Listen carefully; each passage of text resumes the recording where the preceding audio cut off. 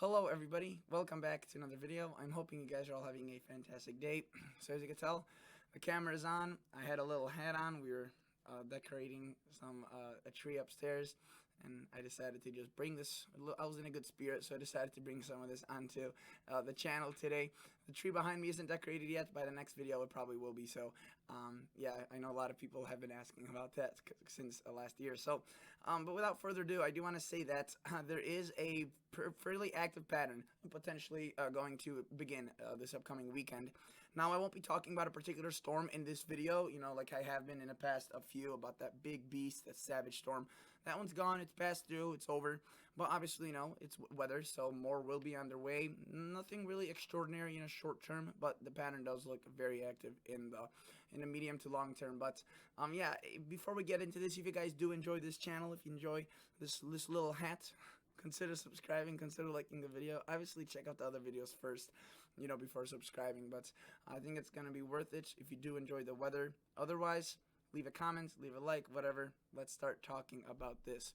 Let me just turn off the camera for this, as I think that will be better without it. And I will have a greater ability to focus rather than look at my hair, whether or not it's perfect. Okay, without further ado, let's start talking about this. So notice right now across the radar, again, as I mentioned, we don't really have a big system ongoing. We do have a cold front across the United States. It is a bit of rain. It's not nothing really extraordinary. It did stall out, meaning this is the same one that brought those really big storms into Iowa yesterday and across much of the Midwest, and contributed to the Storm Prediction Center issuing that moderate risk, right? And notice that this thing is way different now. It's really non-severe, just showers, rain through Kentucky, Tennessee, Arkansas, and the east. Again, this rain is kind of needed. It has been rather dry here, but nothing extraordinary out of it. Further north, it's a bit chilly. You could see across Montana, we do have wind chill advisories. Actually, pretty cold, 30 below. Yeah, that's Montana for you there.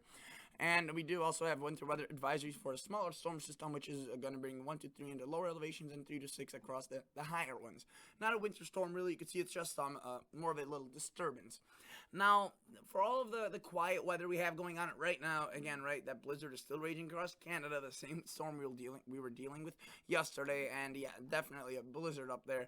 Nonetheless, again, cold weather you can see across Canada as well. Not really, that cold isn't going to advance into the U.S. really to the greatest extent. Really, again, just you saw Montana having some advisories and warnings, but let me show you what this upcoming pattern may consist of. So again, there's our big beast. It's still blowing away. Again, barely even reaching the radar returns at this point, and notice that, boom, it pretty much goes away in the next few hours, even across Canada. But what we're left with is a quiet pattern. For once, I mean, not fully quiet. Notice we do have that snow across in the northwest. Again, that winter weather advisory. That's why they're hoisted for that little disturbance. But notice across the south, we have that cold front, right? It starts stalling out completely and actually starts moving back up to the north. And look, right there is that push of moisture. We see a bit of cold air, and we could actually see some snow across Illinois, Michigan, Wisconsin, breaking out into tomorrow night and evening and into overnight on Saturday. Now, this will be mainly a rain event for, say, Indiana, Ohio, even much of Illinois, Pennsylvania, but further north, say even even out, say, north of Detroit, and Detroit will be kind of straggling that rain-snow line. But Lansing, right, central Michigan, northern Michigan, the UP will be seeing decent amounts of snow. Nothing extraordinary, but a 3 to 5 inch event is possible, especially if you get towards Toronto, southern Canada, and into the northeast. There actually could be amounts that approach even several inches, 6-7 inches. And notice, right, again, it's mainly rain for all the cities that are the large ones: Connecticut, Hartford, right, New York City, Massachusetts, Boston. It's Boston, Massachusetts. Usually, when people say it, they say the city first. I don't know why I said the state first. But notice that the snow does continue into New Hampshire, Vermont. Again, this is this upcoming weekend. Not far out at all. You can see in the next 50 to 60 hours, this thing is already full-fledged blowing on. Again, not really intensifying, so it just kind of skedaddles off. And by the time the weekend is over with, that system is gone. So that is just one of many systems, because look across the west, we have another storm that moves in. And again, if you've read the headlines, you've kept up with this weather channel of mine, you've noticed that I've talked a lot about the Southwest, and for good reasons. They've seen a lot of precip. The mountains, the Sierra Nevada, I checked all of them. Most of really northern, central, and southern are all now at 100% of their average snowpack, and they went from an extreme deficit all the way to 100%. and that is going to continue growing. And here's why. Look at next week. It's not just one system, it's many that are going to be impacting the southwest. The rest of the country, mild conditions. You could see the 32-degree line kind of hovering across the Midwest. No 70s or 60s again. Forget about that for now at least. But notice it's also not a full-on cold weather pattern. A few clippers here and there, a bit of moisture, but again, rather quiet. Southwest though, and the west, look, California, Northern California system moves in already on Tuesday. Again, short time turnaround. A little bit of snow across the Dakotas on Tuesday into Monday, moving across maybe just north of Minneapolis. And look, that system across the west continues. You just see surges of moisture and moisture. We have a system lurking up right here. Earlier, the models thought that this may be a nor'easter, but again, at this point, that seems to be a dwindling chance, and you can see it stays off the coast for the most part.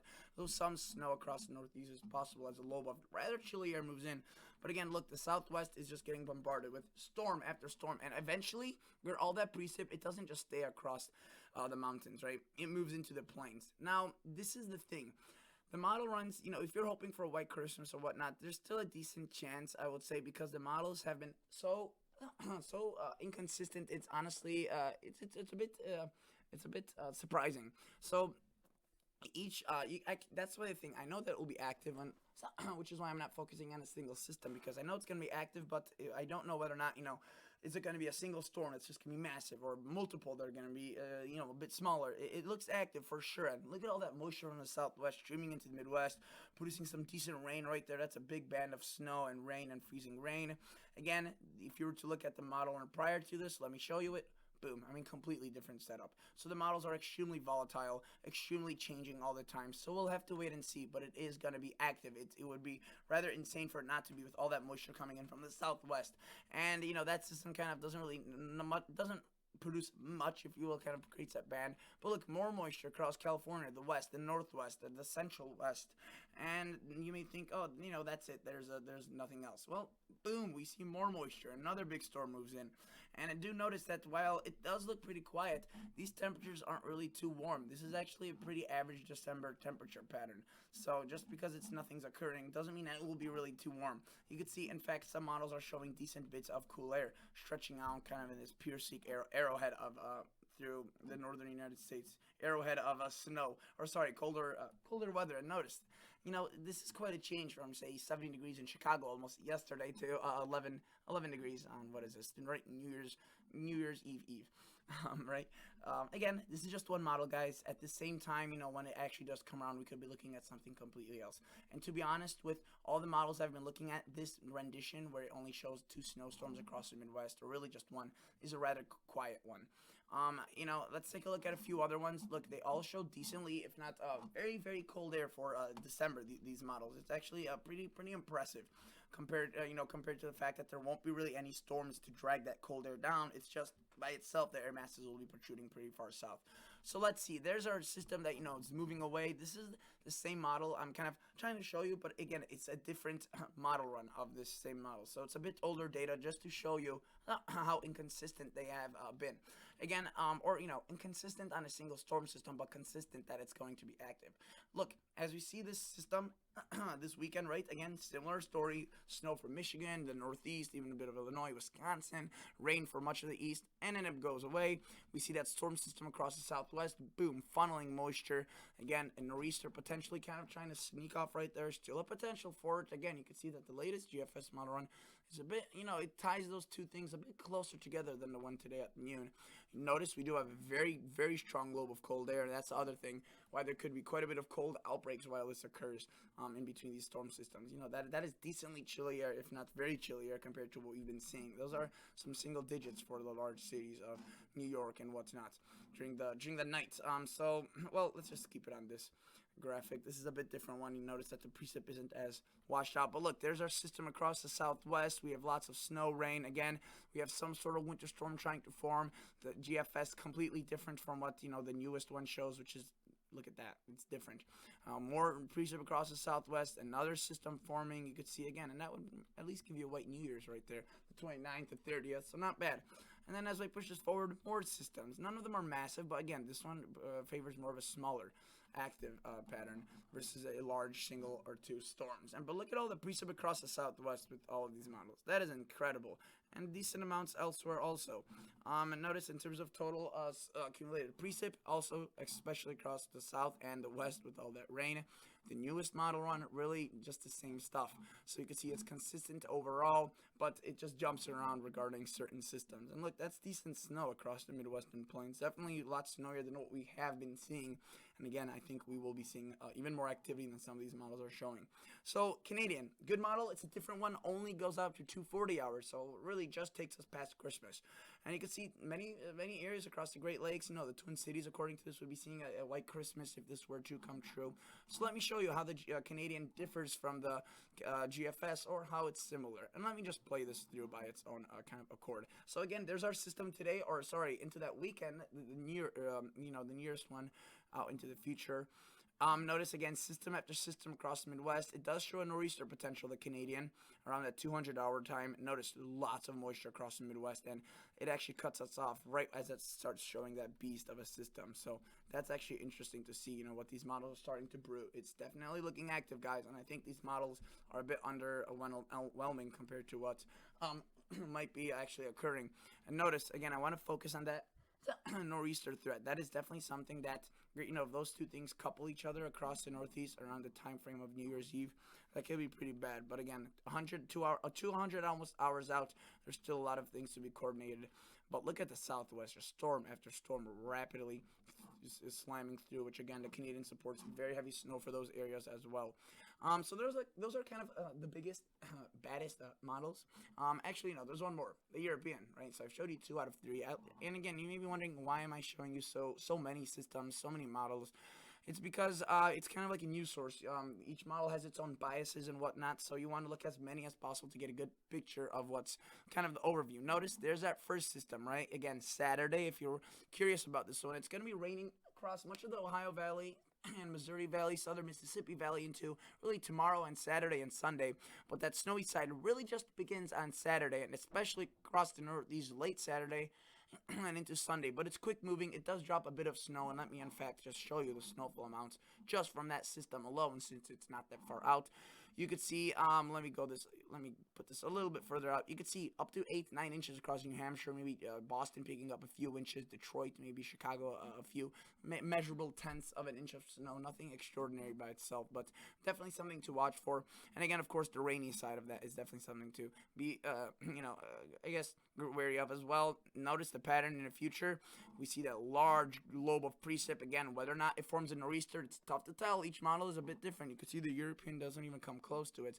But what it does show is continued precip across the Southwest, and eventually that does lead to a storm of some kind across the Midwest. You could see the European mainly keeping it not snowy and more of a rain scenario. Again, whether or not that's true, we'll have to wait and see. As vague as that answer is, it's true, but just look at all of that moisture. That is incredible. And of course, like the other models, in terms of the total snowfall, the European does support very, very heavy amounts for the Southwest in the next just 10 days, which again takes us just past Christmas Day. Another 40, 60, inches plus across the mountains. And some models of the European have been a bit more aggressive than others. So yeah, we'll have to wait and see. Another model I like to look at in the medium range is the UK Met. It goes out, you can see right there, 144 hours. Let's go to the most recent model run. You can see again, it shows that weekend system across the Northwest and Northeast, and of course the Northwest also seeing several rounds of precipitation. So an active pattern, guys. I do quickly also just want to show you the GFS cold, the 2-meter temperature anomalies, because I didn't really focus much on that. But it won't be an all-out warm pattern like we've had. And even if there are brief you could see uplifts of air, they're quickly followed by even more aggressive cold shots of air. But again, really focusing across the Northwest with that classic La Nina kind of pattern with that very cold air. So again, that was the heat wave we've just had. You can see some of that lingers across the south. We do still have obviously uplifts of warm air, but it's those cooler air masses are a lot more frequent, and they are also pretty chilly. But again, you can see the south really staying warm for a good portion of this. Again, assuming the pattern unfolds like the GFS thinks it will. But look at some of those temperatures.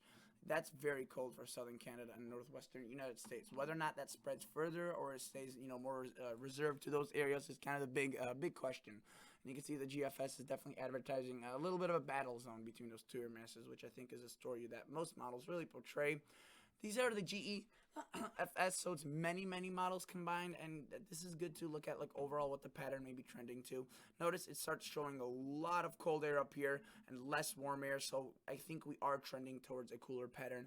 Not necessarily because, oh, winter's getting colder. It's a good bet it's gonna get colder because it's December. We still have a lot ahead of us.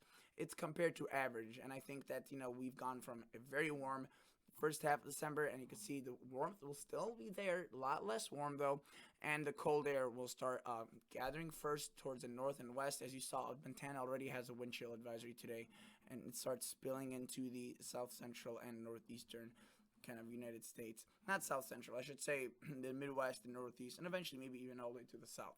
So yeah, definitely an active pattern, guys, and winter. Even though for my area hasn't felt like winter, we've almost beaten our record for not seeing our first measurable snowfall so late. I mean, we haven't seen any snow yet, and the latest we've seen snow is December 20th. So if we hold off for 5 more days, we've beat an all-time record. So I feel you if you haven't seen a lot of snow, right? It's most of the country. Just a few areas have seen this kind of snow, and again, I think that that may be quickly changing. All right, thank you guys so much for watching. Hopefully you enjoyed. Hope you learned something new. See ya. Bye.